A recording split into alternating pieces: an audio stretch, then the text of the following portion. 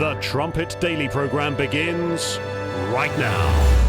Hello and welcome back to the Trumpet Daily radio show. This is Richard Palmer standing in for your regular host, Mr. Stephen Flurry, who is on his way to Ireland already. Actually, knowing how short the plane flight is, he may well have already arrived. And it is a very busy day here at Edstone, getting ready for the PAC, the Public Appearance Campaign lecture in Belfast this weekend. We've been loading up the car this morning. It looks like everything is going to fit. Getting all of our different sound elements and things like that lined up. So if you're going to be there, we're really looking forward to seeing you. And if not, well, we've got the online public appearance campaign in just another week. So look out for that. I think we've got more and more material going on about that on our website. And if you sign up for our daily Trumpet Brief emails, then we can make sure that you get notified about that. Well, I think this is the first time I've been in the studio with some of our additional props. It's a little dangerous when doing radio. It's kind of easy to forget that there's anybody listening or anybody watching, but we've got the TV camera on here for the YouTube stream, so I'll have to resist the temptation to keep picking up the boat and playing with it as I talk. And the mug is unfortunately empty. We need to start filling that with coffee or something. Well, there's lots going on in the news. I think more and more the challenge when putting together these Trumpet Daily segments isn't what to talk about.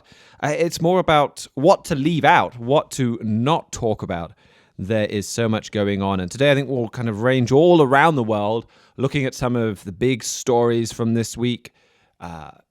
So much is happening, so much is going on, things that very rarely get covered in some places, in some cases. So we'll move through some things pretty quickly, but I think there's still benefit in doing this. It really is remarkable.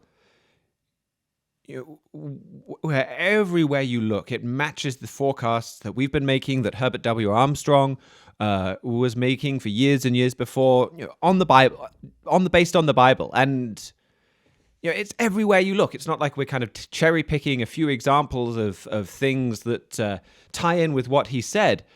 It's just the whole worldview that Mr. Armstrong talked about, again, because of revealed truth from the Bible, that whole worldview that we talk about, that he talked about, well, that's what you get when you look at the world today.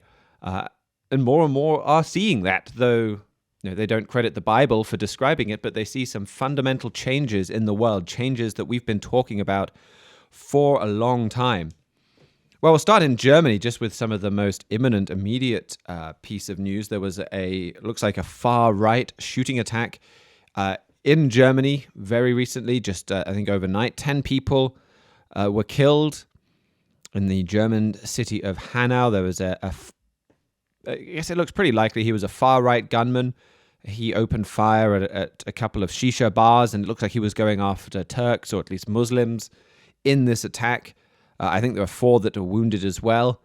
The German press have named the suspect as Tobias R., a German national, and he left behind some material. I think he left behind a letter and a video that I make it very clear that he was kind of it was on the far right and into conspiracy theories.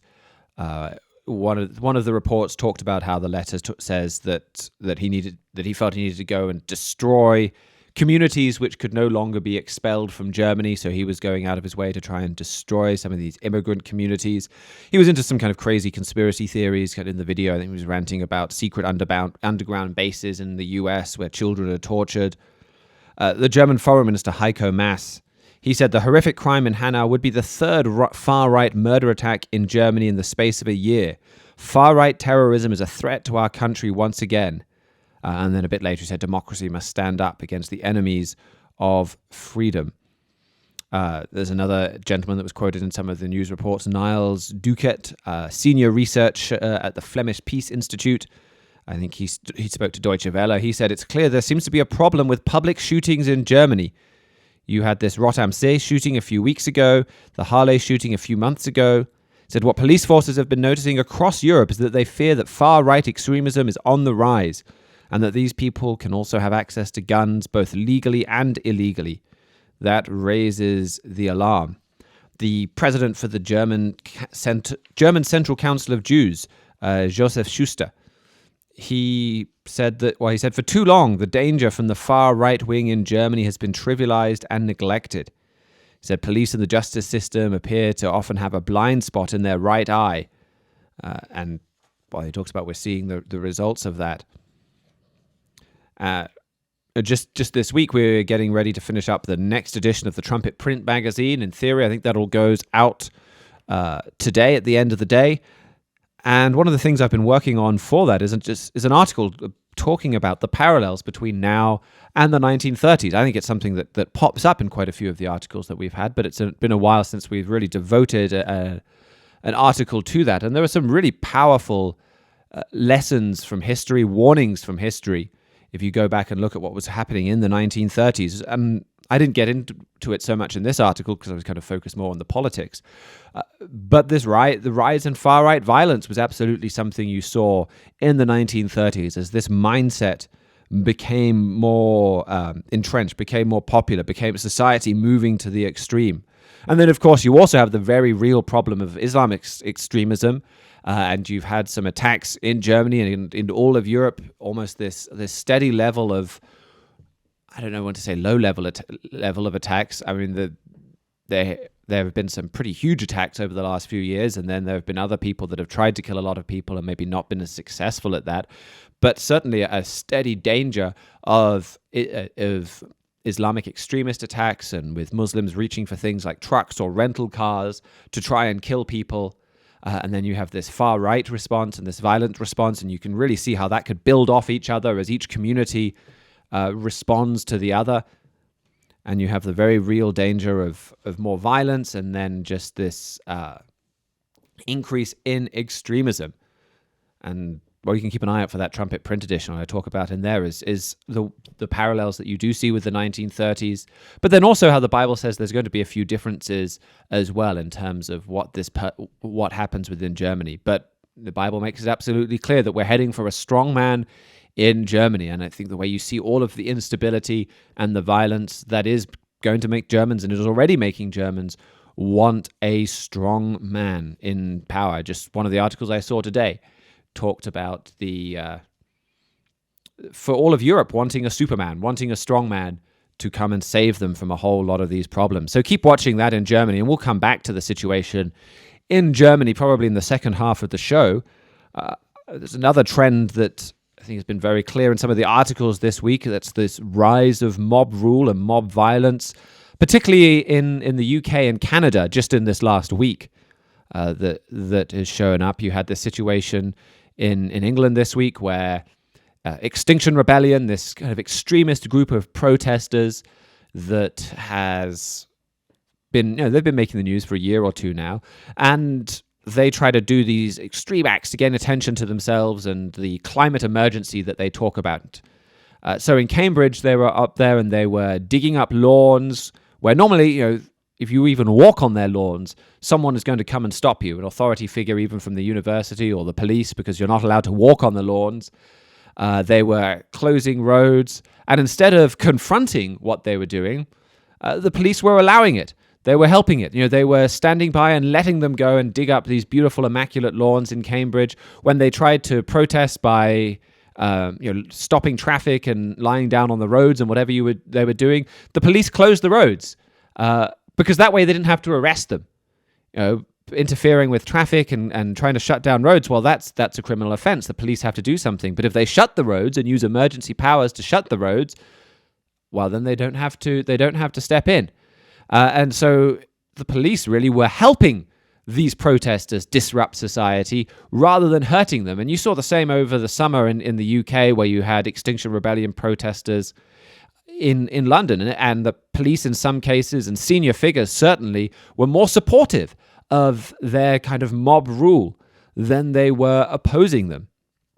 The Telegraph wrote, the huge shock for residents like me is that bodies we thought would protect our interests, the council or the police, have behaved as if they're on the side of those disrupting our way of life. They're helping the mob. They're helping the protesters. And then the Canada Post, or the National Post in Canada, had this article from John Iverson. Canada is turning into a mob city while Trudeau remains silent. And it says Canada is slowly turning from democracy to mobocracy as the rule of law is tested from close to close. From blocked intersections in downtown Toronto to journalists and legislators being barred entry to the BC legislature, from an obscure CN line affecting rail traffic out of the port of Prince Rupert to the barricades impeding via rail service between Toronto and Montreal, Canada is being slowly choked into submission. The article talks about these particular protests. He said that they're in solidarity with the opposition to the Coastal GasLink pipeline in northern BC by hereditary chiefs of the... I'm not even going to try and say that Indian tribal name, but anyway, some tribe over there. But a considerable number of outsiders are using this dispute as an excuse for mischief. There's a hashtag, I guess, that they've been launching on Twitter, hashtag #ShutDownCanada, as they try and promote this. I've been talking to people to fight mega extraction and colonialism. And this article writes, the mob is winning. CN has temporarily closed down parts of its network and warned of threats to transportation of food, grain, de-icing fluid for airports, and propane for Quebec and Canada. And he just talks about how the leadership isn't really doing anything to deal with these protesters. And that's the message more and more is, well, if we kind of agree with you, we'll let you do whatever we like. You know, if it's a trendy cause like climate change, well, yeah, we're more than happy to go ahead and let you do whatever protests, whatever disruptions, whatever vandalism you like. Now, you could be sure if these were, say, pro-Brexit protesters here in the UK doing what these people are doing, well, the authorities would come down on them like a ton of bricks, no question. But because they're on these trendy sources, or trendy causes, they're allowed to do whatever they like. It reminds me of some of those statements you saw coming from the Obama administration, talking about giving the protesters space to destroy. There's just that same lack of will to uphold the law that you saw under Mr. Obama in the United States. And you see it in the UK, you see it in Canada. And it's just going to make these protests worse. They see that there's no will to uphold the law. The government's not... they're not going to try and confront those that break the law. And so that's just going to lead to more law breaking, more mob rule, more of this violence trying to impose their will on the rest of society. And that's just going to lead to more division, more weakness in our countries. And it's an important story to watch in the social decline of our countries. Another story I'll talk about from the UK, there was an interview on Good Morning Britain this week that's gotten a huge amount of attention in the press, where the Labour Party, they're electing a new leader, someone to replace Jeremy Corbyn as their main left leader, leader of the main left-wing party. And this is what one of their top spokesmen, one of their shadow cabinet members, their top leaders. This is what she said about transgenderism on when being interviewed on Good Morning Britain. This is clip 7. When a child is born, they are identified and observed in a particular sex. The child is born without sex, and the child is formed without sex in the beginning. But anyway, I don't hold these opinions. I'm just wondering why the Labour Party has decided that it's not possible to have a discussion about them, and you're closing the discussion down. No, we haven't decided that you can't have a discussion about it. We're saying that you can have a discussion about it, but the Labour Party should and must be a safe space. Yes, of course. So you cannot have dog whistle transphobia. You cannot have dog whistle anti-Semitism. You cannot have dog whistle racism. So somebody who thinks that there is a biological difference is a dog whistler, are they? I mean, because a lot of people who are very powerfully in support of transgender do think that there is a biological difference. You may not agree with them, I'm not sure I do, but they do think that. But as long as you're having a debate without being transphobic, then you can have a discussion and a debate. Trans women are women. That was that interview where the senior politician there was saying, well, no, babies are born without sex. They're not born as a boy or a girl. They're born, I guess, as an it or something, and then they gradually acquire being a boy or being a girl. And this is not an extreme position in the UK anymore. You can see that interviewer was kind of terrified of himself saying, "Well, I disagree with you." He was very clear to put these. Well, I'm not saying this, but you could see some people potentially saying this. He was too nervous even to associate himself with some of those questions. But you've seen a lot just in this week along the lines of this same story. There was a headline over the weekend: NHS endorsing guide for transgender patients that approves puberty blockers and declares anatomy is not always a good guide to determining a child's sex. So this is coming straight from the NHS, the National Health Service, basically talking about doing all of these things that do real harm to teenagers, to embracing some of the most radical aspects of the transgender movement. You had another story. This was on Friday. In some ways, it was going a little in the right direction, where about a year ago, you had a former policeman. He tweeted, "I was assigned mammal at birth, but my orientation is fish. Don't misspecies me." So obviously making a joke at the expense of this movement there. And he was arrested for that. The police came and interviewed him, or they visited him. I guess I don't know whether he was quite arrested. They told him he committed no crime, but the police said, "We need to check your thinking. We're not sure if your thinking is right there." It was recorded as a tweet incident, as a non-crime hate incident. And so he launched legal action against what the police were doing. And then it was on Friday that the police ruled, or the courts ruled, that what the police did was not lawful. But again, it's just bringing this madness that you see right to the forefront of the news this week. And another really important trend in the decline of family. And Mr. Flurry spoke about that Atlantic article yesterday briefly. I think it was by David Brooks, about the decline of the nuclear family, or the end of the nuclear family. I can't remember the exact title. Where going through that article, he had some fantastic statistics about showing how family had declined. Divorce rates going through the roof. I mean, I say fantastic statistics. They're not, I should say, revealing statistics. It's not good news at all. But he did a great job in doing some of the research and showing how family was declining. But then for half of his article, his conclusion isn't, well, we need to oh, there we go. The nuclear family was a mistake. They've got it up on the YouTube screen for me now. Thank you, guys. But his conclusion wasn't, okay, well, the things that we've been doing have been destroying the family. We need to change. What can we do to fix this? Because that would have been a great article. No, instead, the nuclear family is being destroyed. Well, we need to try something new, experiment with something completely different that still upholds our modern values and transgenderism and conforms to all of that. We need to try something new. Which, it's just a crazy and a dangerous mindset. This is what has held society together. And, well, it doesn't conform with some of our ideals right now. So we've got to get rid of it, and we've got to come up with we've got to start experimenting with some other foundation of society and hope that it works.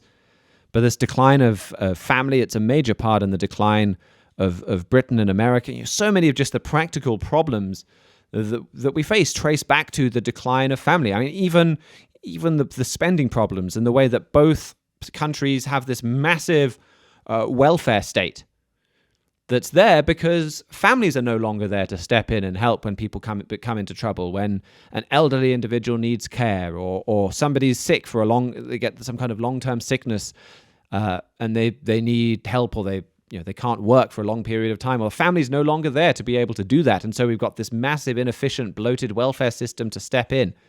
And that's really one of the least of the problems caused by family breakdown. You've got the massive crime that we see, and so many other things traced directly back to this kind of massive family breakdown. But instead, we're just going full steam ahead into more and more of this. Another area of weakness for Britain and America. This is a headline from Vital Interests. Are we headed to an ignoble end in Afghanistan? Something else we've seen over the last week or so, the United States pulling out of Afghanistan, the United States pulling back from there. I think it was, I've got it a little later on in my notes. Last Friday, the US announced that they'd reached an agreement for a temporary reduction in violence with the Taliban. And this is designed to be just a step towards a peace treaty with the Taliban. So, okay, well, if they stick with this, then we'll sign a peace treaty with the Taliban, with this terrorist group. And this article talks about how America's been trying to get concessions from the Taliban as part of this peace treaty. But it says, but the Taliban, this is the vital interest piece, but the Taliban isn't in the concessions business. The State Department is. The talks have taken place entirely on the Taliban's terms. The Taliban demanded that the Afghan government be excluded from the negotiations, and the US quickly acquiesced in 2018. This means that the internationally recognized government, which American taxpayers have spent billions of dollars to stand up, wasn't even granted a formal seat at the table in Doha where the agreements were hashed out. So they've been getting a whole lot of what they demand. The article talks about how the Taliban has steadfastly refused to recognize the Afghan government's legitimacy. They talked about how the Taliban is fighting to create its own Islamic Emirate of Afghanistan, or the IEA, which is the same regime that the US went to war with in 2001 and supposedly destroyed or won. The Taliban are negotiating to get that all back, and America's negotiating with them for that. They said that the Taliban's insurgency is stronger than ever, meaning that the jihadists are positioning themselves to overthrow the Afghan government. On February 11th, so pretty recently, the Taliban released a lengthy video declaring the US a spent force and crowing about its accomplishments. The production opened with a clip of President Trump saying the American people are weary of war without victory. And so this is the message that they're sending. Well, America's weary of war. They're going to leave and they're going to give us everything I want.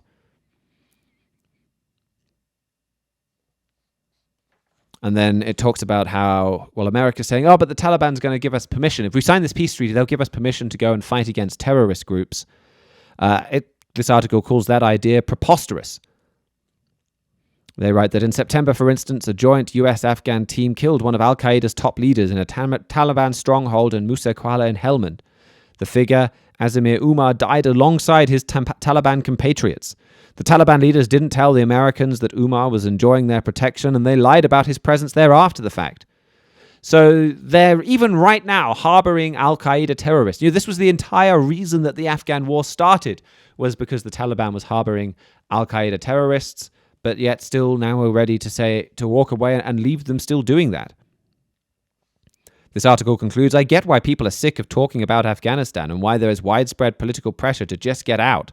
But whitewashing the Taliban on the way out the door is an especially ignoble end, and it puts end in quotes, a way to end America's role in the war. And they're right. I mean, they talked about how that when Mr. Trump came to power, America under Mr. Obama, they already had at least one foot out the door. They were already on the way out there. But that's not a victory. That's a retreat from Afghanistan. It's looking like the Taliban are going to basically have won that war by just outlasting the United States. And that's exactly what we forecast. Even you can go back and look at our trumpet magazines from 2001. That's what we said right from the start. The Diplomat had an article over the last week as well, why the Taliban won't cut ties with Iran. So they've got ties with Iran, with the world's #1 sponsor of terrorism. They're working with Iran. They talk about in that article how U.S. Secretary of State Mike Pompeo accused Iran of undermining the Afghan peace process by using militant groups in the country. So Iran's got militant groups in the country and they're working with the Taliban. Mr. Pompeo said the Taliban's entanglement in Iran's dirty work will only harm the Afghan peace process. And so you've got various different groups that are working in Afghanistan that have links to Iran. And this article just goes on to talk about how the two have had some differences in the past, but it's very clear that they're happy to work together. So you're getting America moving out of the Middle East in an ignoble way, as that article talks about. Meanwhile, Europe is looking to get more involved in the Middle East. The EU is getting ready to launch a new naval mission to Libya. They reached this decision on Monday, where they talked about launching a naval mission to enforce an arms embargo on Libya. They talk about using warships, aerial surveillance, satellites, all to crack down on arms smuggling and there's a UN arms embargo on Libya. No one's meant to be bringing any weapons in. So they're talking about setting up this maritime mission to stop anybody from bringing weapons in and to go and search ships that they find and this kind of thing. They haven't agreed all the details yet, but those EU leaders, they came to an agreement on principle. And that's set to launch by the end of March. Meanwhile, there's another story. This is from Reuters on February 12th. NATO to expand Iraq training mission in response to Trump. So the EU, Europe's, talking about NATO, it's meaning basically America's European NATO partners. America's been doing most of the work there. Well, Europe's looking to get more involved in Iraq as well, to be running more of these training missions, to be putting themselves in harm's way more in Iraq as well. So these are all relatively small steps, I guess you could say, of Europe getting more involved in the Middle East. We've said before, I don't think you will see the massive steps, Europe going to war in a major way, say, until you have that German strongman that we talked about at the start in power there. But so much of the background is there already. Well, we'll take a quick break, and when we get back, we'll talk a bit about some important events going on in the Philippines, as well as the Munich Security Conference that took place over the weekend, and its very significant theme of Westlessness. We'll be right back.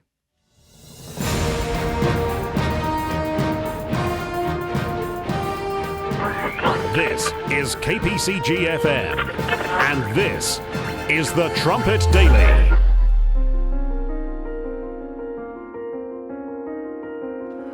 The developed nations have made awesome progress. They have produced a highly mechanized world, providing every luxury, modern convenience, and means of pleasure. Yet they are cursed with crime, violence, injustice, sickness and disease, broken homes and families. At the same time, more than one half the world is living in illiteracy, abject poverty, filth and squalor. Violence and destruction are rapidly multiplying. Many ask, why, if God exists, does he allow so much violence and human suffering?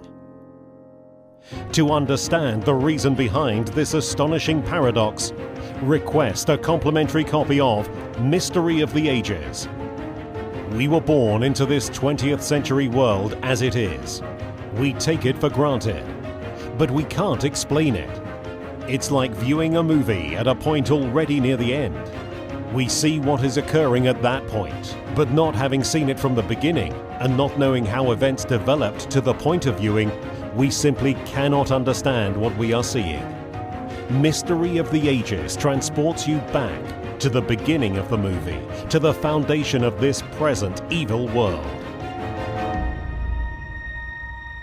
To learn more, please visit thetrumpet.com.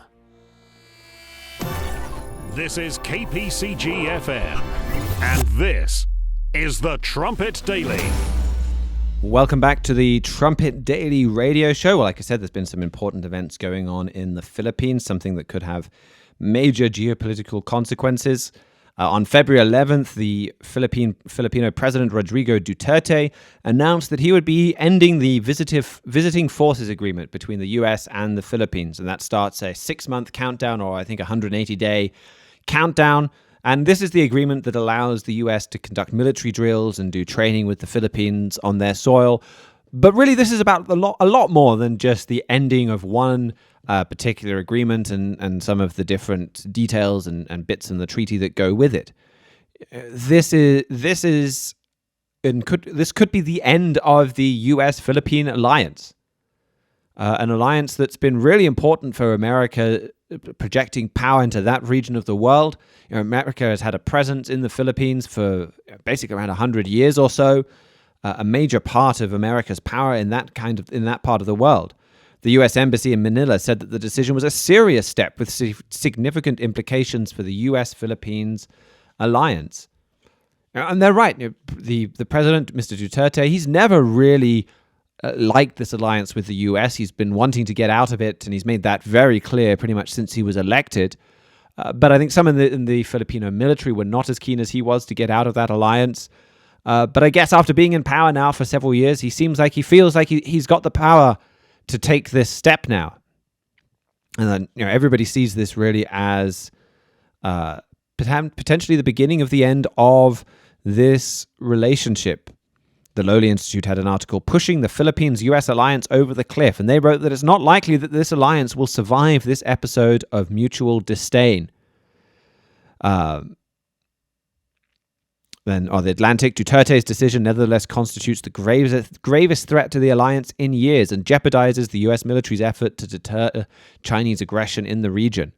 But going back to this Lowly Institute article, pushing the Philippine-U.S. alliance over the cliff. They write, without the VFA, the Visiting Forces Agreement, the Philippines-US alliance becomes a hollow shell of formal commitments on paper with no substantial means of implementation for purposes of preventing or responding to security threats. So it makes the whole alliance just a hollow shell. They write, the end of the Philippine-US alliance will create a hole in the US security umbrella that China is poised to fill. Diminished US presence will undoubtedly embolden further adventurism beyond the so-called gray zone. With economic exploitation of the South China Sea already in full swing, China's maritime expansion will consolidate its hold over the first island chain, the weakest link of which is the Philippines. Without a strong and continuing US presence, the archipelago is the ideal security buffer to shield China against external maritime threats. It concludes by saying that Duterte's decision to push the Philippine-US alliance over the cliff seriously affects the geopolitical balance. It will loosen the final restraints of the current regional order and may eventually deliver not only the Philippines but the rest of the region to the tender mercies of a revisionist power. So this is a big deal. The potential for America to get pushed out of here. There's a huge military presence that America's had here. I brought a book with me. I do that sometimes. In the Shadows of the American Century by Alfred W. McCoy.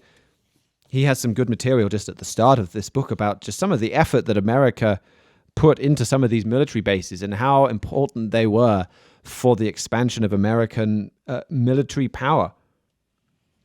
But, he talks about how the Ramstein base in Europe, where there were nearly 300,000 workers building that.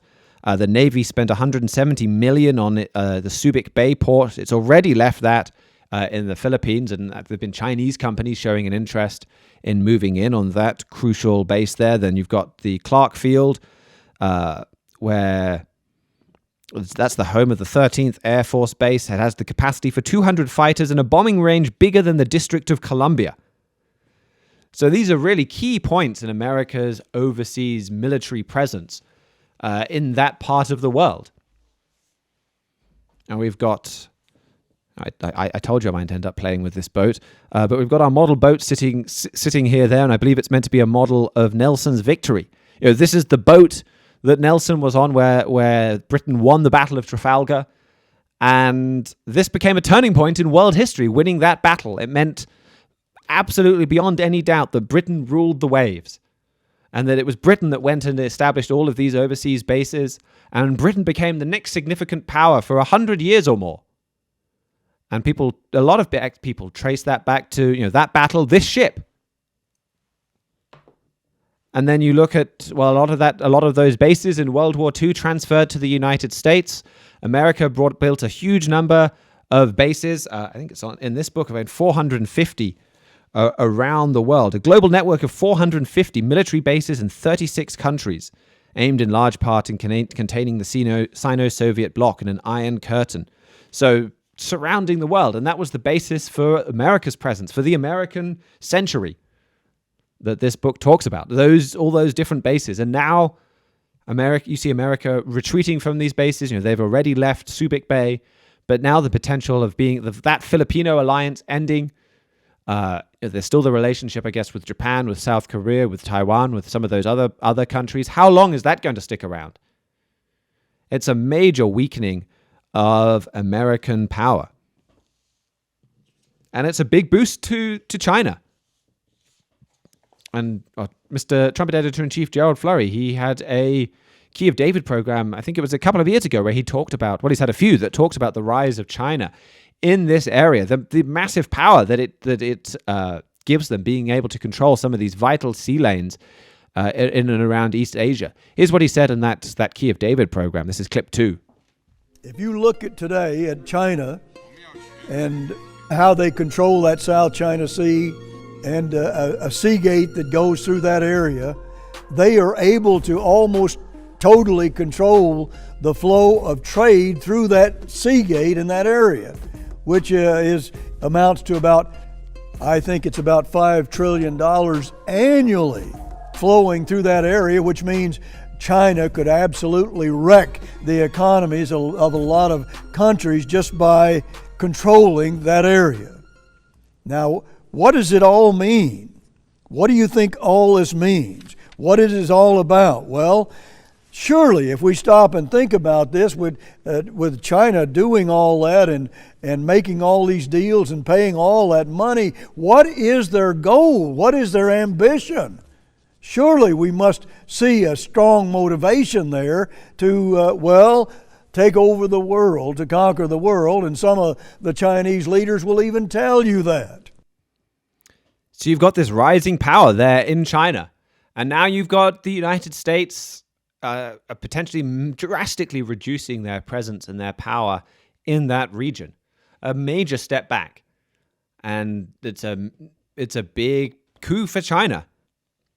5 trillion or 5.3 trillion worth of trade coming through that region. That region's not just important for people that live in that region. It's something that affects world trade, the global economy. There's a reason why Japan kind of went straight for that area right at the start of World War II and kicked the US out of the Philippines. So a major story there. Well, I'll just mention quickly another one with Britain's Royal Navy is falling to the smaller than France's, smaller than Italy's. Its number of frigates and destroyers has fallen to just 15, despite a long-standing government promise that it would always have at least 19 frigates. So Britain's military, a long, long way from the days of Admiral Nelson and ruling the waves. But a very important story to watch there as well. But I might get into some more of some of those details towards the end, but I want to make sure I have time to talk about this Munich Security Conference and their theme of Westlessness. This was the Munich Security Conference is a major foreign policy meeting that takes place every year, every February, in Germany, and you usually get all of the top politicians from Germany there, as well as military leaders and other politicians from the US and elsewhere. And it's a great place to look for the foreign policy and the military thinking, especially of Germany. And so this year the theme is Westlessness. And no, that's not me developing a speech impediment. This was a conference that focused on a fundamental shift in the world order. They were just talking about it shifting away from the West.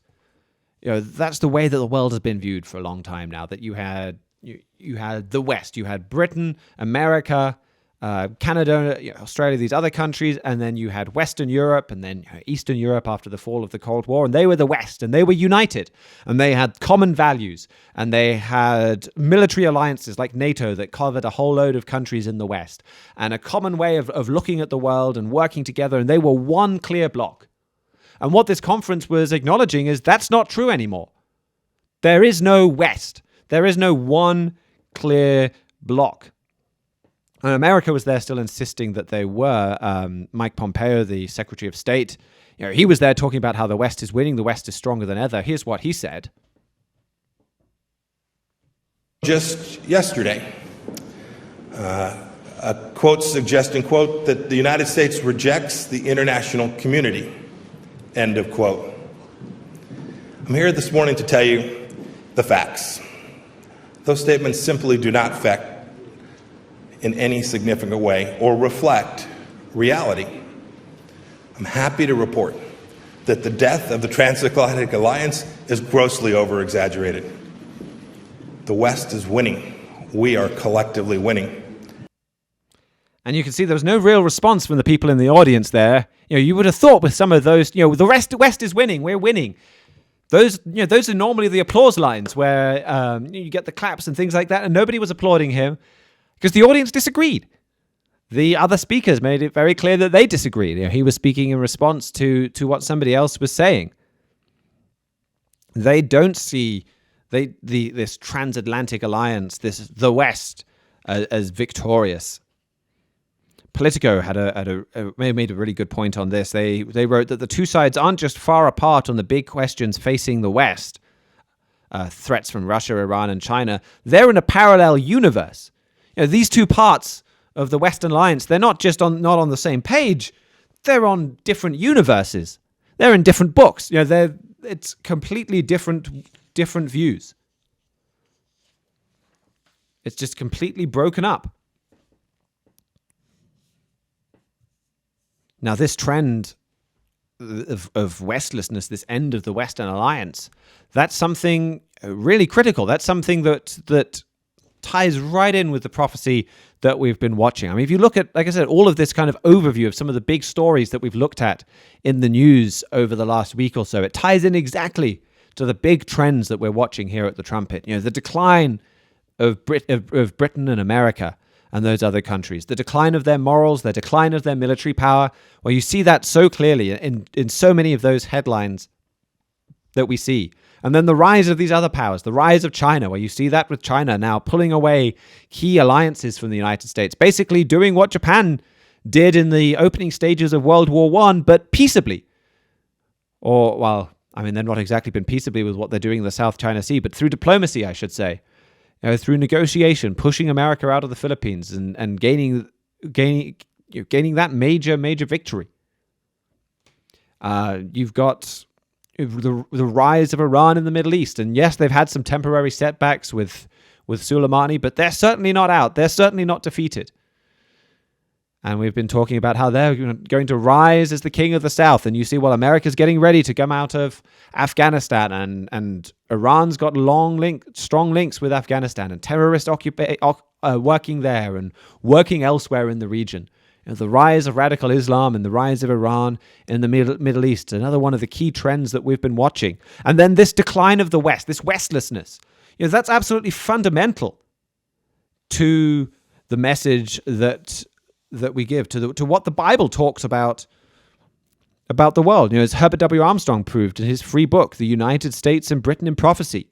Well, Britain, Canada, the United States, Australia, New Zealand, along with others, including things like the Jewish state of Israel and the Middle East, they're descended from biblical Israel. And there's a whole set of prophecies that talk about what happens to biblical Israel. You know, you've got a whole book, the book of Ezekiel, for example, where Ezekiel's writing about these prophecies that are meant to happen to Israel. And at this time, Israel, and he's talking about Israel going into captivity. And for somebody living at that time, that could look pretty crazy. You say, well, Israel went into captivity 100 years ago. Why are you writing prophecies about Israel going into captivity? Well, it's because there are modern prophecies for modern Israel, the modern descendants of these tribes. They're forecast to go into captivity. Britain and America, they're on the decline. The Bible makes that very clear. And so the West are on that trajectory. But then meanwhile, the Bible also talks about a European power. There are several places that talk about a beast power, an empire, and other scriptures make clear that this empire, it's a religious power that rises and falls again and again. You can see that in Revelation 13 and Revelation 17. You know, Revelation 13 talks about a power that enforces its own system of worship. Revelation 17 talks about a beast that's led by a woman or a church in biblical symbolism. So you've got this religious power, and Revelation 17 talks about, well, there are 5 kings, and you know, they come and they go. They rise and they fall. And you see in Europe, you have this power that rises and falls, and it's led by the Catholic Church. And so you see very clear prophecies about that. And the Bible makes it clear, well, you can see this in Isaiah chapter 10. Assyria is Germany in biblical prophecy. And God says, well, I'm raising you up to correct Israel. They're the rod that God uses to correct this European power led by Germany, led by Assyria. So, you know, when you look at what people have talked about as the West, this kind of union of Britain and Europe, or America and Europe, well, we've said all along, they're not really united. They're not really one block. One is rising, one is falling. They have completely different histories, different values, completely different destinies in biblical prophecy. And this is becoming so clear that you have one of the top international conferences, certainly the top transatlantic conference, talking about Westlessness, the end of this idea of Britain and America being one unified bloc. Because it's crystal clear now that they're not. And that's what Mr. Armstrong was writing about even as far back as the 20s and the 30s. And you see that worldview being completely vindicated. As I said, it's not even just cherry-picking one or two specific positions. It's the entire worldview that you get based on biblical prophecy. That's what's on display there with the Munich Security Conference.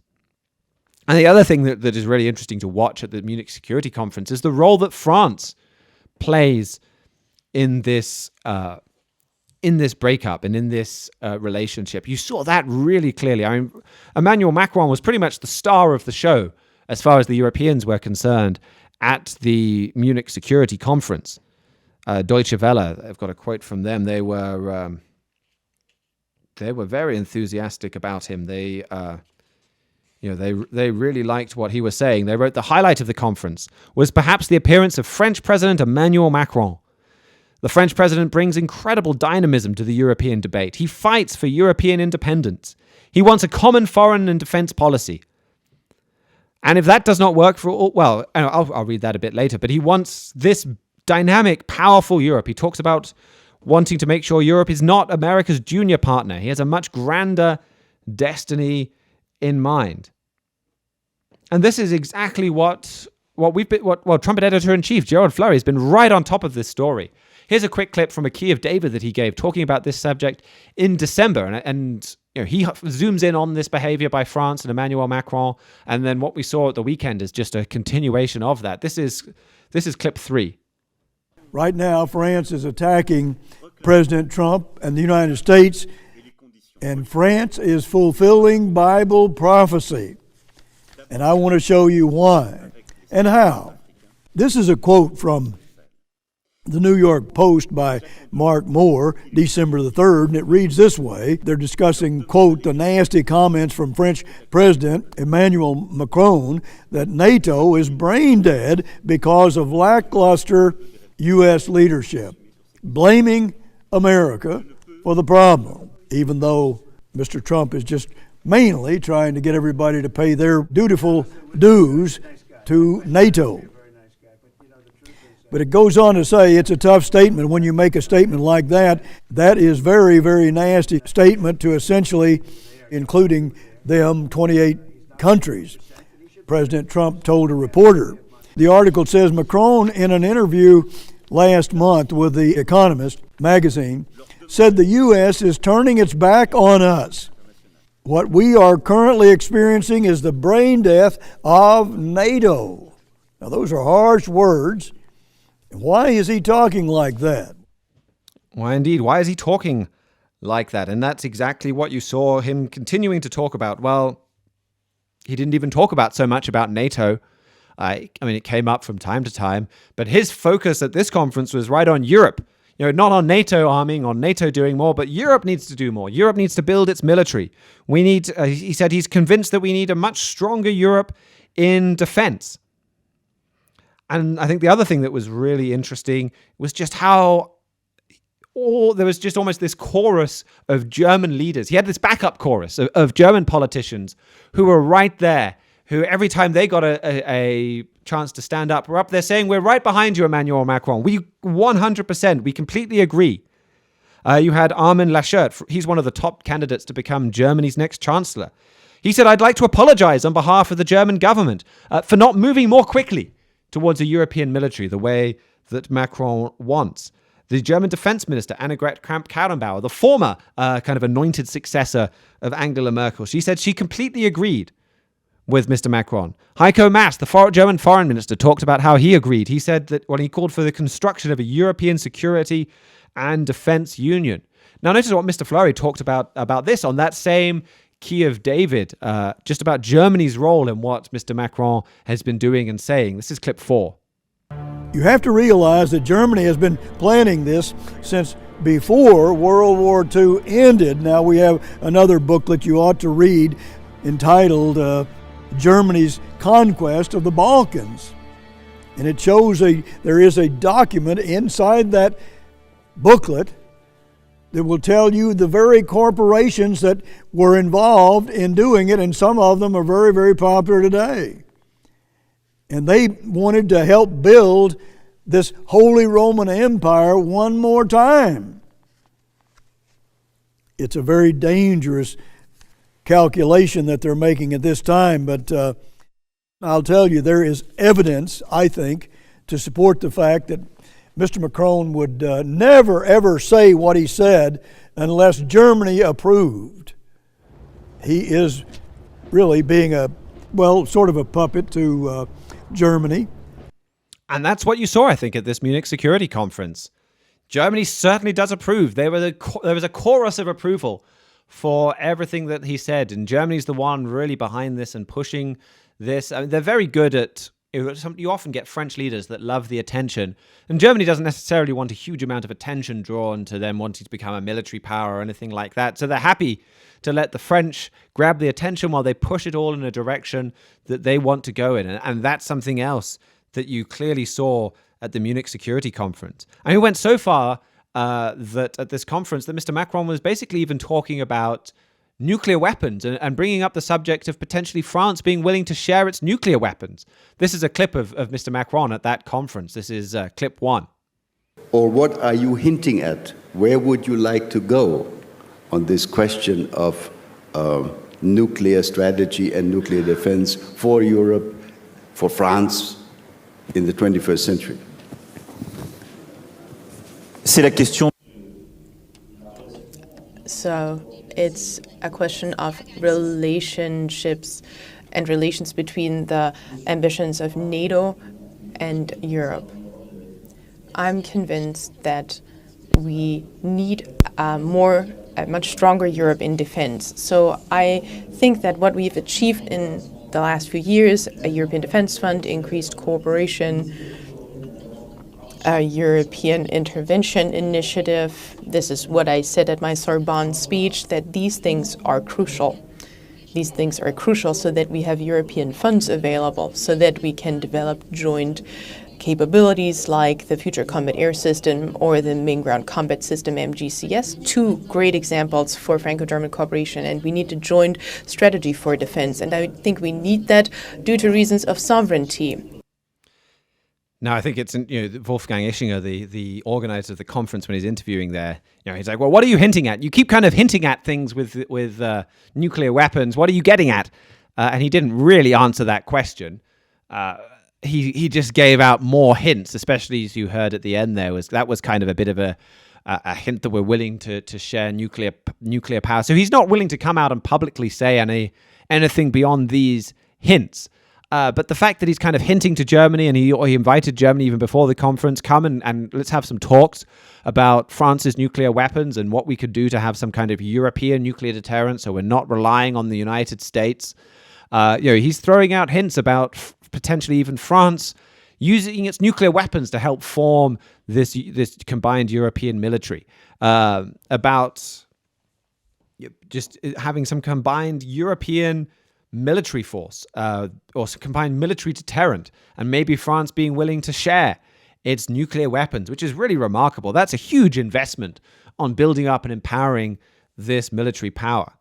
Another thing that what I'll do actually is I'll just play this clip from Mr. Fleury, and then I'll tell you what he talked about afterwards. But this is clip 5, and this was another clip that Mr. Fleury talked about from this December Key of David.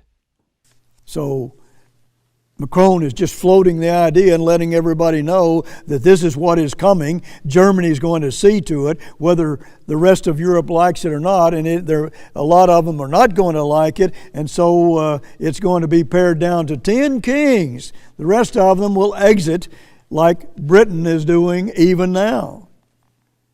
And Britain is doing that because they know Europe is anchored to Germany, and they know this is going to end to something very, very dangerously wrong.